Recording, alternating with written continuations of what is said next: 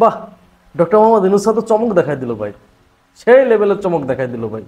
এই চমকের অপেক্ষায় ছিলাম। 3-4 দিন আগের ঘটনা মনে আছে? মাহমুদুর রহমানকে কিভাবে গ্রেপ্তার করা হলো সবাই তো জানেন। মাহমুদুর রহমান যদি জানতো যে বাংলাদেশে গেলে তাকে গ্রেপ্তার হইতে হবে, সে কখনো বাংলাদেশে যাইতো না।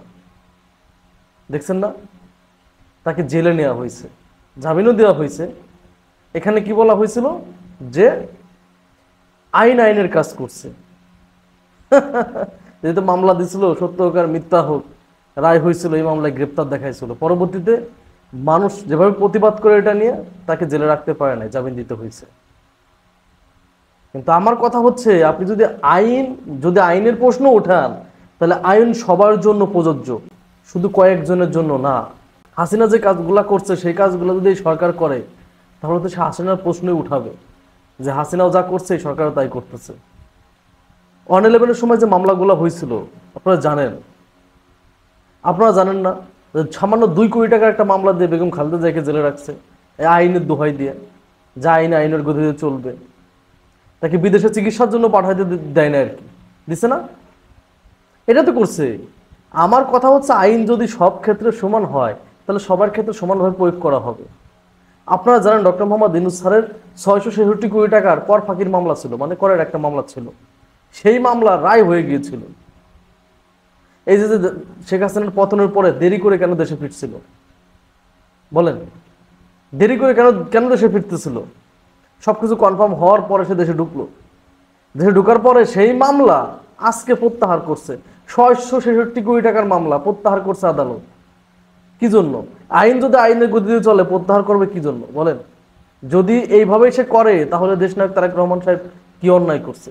বিএনপির যে হাজার হাজার নেতাকর্মী, লক্ষ লক্ষ নেতাকর্মীর বিরুদ্ধে মামলা, সে মামলাগুলো কেন প্রত্যাহার করা হতেছে না? কারণ সেগুলো তো মিথ্যা বানোয়াট মামলা, ভিত্তিহীন মামলা শেখ হাসিনা দিয়ে রাখছিল। বলেন, শেখ হাসিনা ভিত্তিহীন মামলা দিয়ে রাখছিল। তো ডক্টর মোহাম্মদ ইউনূস স্যার যদি তার মানে ক্ষমতা বলে না, যাই বলে, তার রায় যদি প্রত্যাহার করা হয়, তাহলে এই যে বিএনপির যে লক্ষ লক্ষ নেতাকর্মী, জামাতের যে লক্ষ লক্ষ নেতাকর্মীর বিরুদ্ধে মামলা হয়েছিল, সেই মামলা কেন প্রত্যাহার করা হবে না বলেন? এই যে লক্ষ লক্ষ হাজার হাজার নেতাকর্মীর বিরুদ্ধে মামলা, হাজার হাজার গ্রেপ্তার হয়েছে, জেলে আছে, তাদের রায় কেন প্রত্যাহার করবে না? শোনেন, ক্ষমতা এমন একটা জিনিস না, যে পায় সে একটু ব্যবহার করতে চায়। ওই ক্ষমতার বাইরে থাকা এক জিনিস, ক্ষমতার চেয়ারে বসা এক জিনিস, টোটালি আলাদা ভাই। বুঝতে পারছেন? ক্ষমতার চেয়ারের বাইরে বসে অনেক কথা বলা যায়, চেয়ারটা পেয়ে গেলেই সুর অটোমেটিক চেঞ্জ হয়ে যায়। পার্থক্য শুধু চেয়ারের, আর কিছু না। ব্যক্তি সেম থাকে, পার্থক্য শুধু চেয়ারের। তারেক রহমান তো একজন বিরোধী দলের নেতা, তার যে মামলা, এটা প্রত্যাহার করা দরকার ছিল না? ডক্টর মোহাম্মদ ইউনূস স্যার যে নিজেরটা করছে, তার আগে এদেরটা করলে, যে বিরোধী দলের নেতাকর্মী আছে, জামাতের যারা আছে, এদেরটা করলে সব থেকে বেটার হইতো, ভালো হইতো। সুযোগের সদ্ব্যবহার সবাই করে ভাই, সবাই সুযোগ নিতে চায়। উই আর বাংলাদেশি, দিন শেষে আমরা বাংলাদেশি। কাউকে 100% পিওর ভাবা ঠিক না। ধন্যবাদ সবাইকে।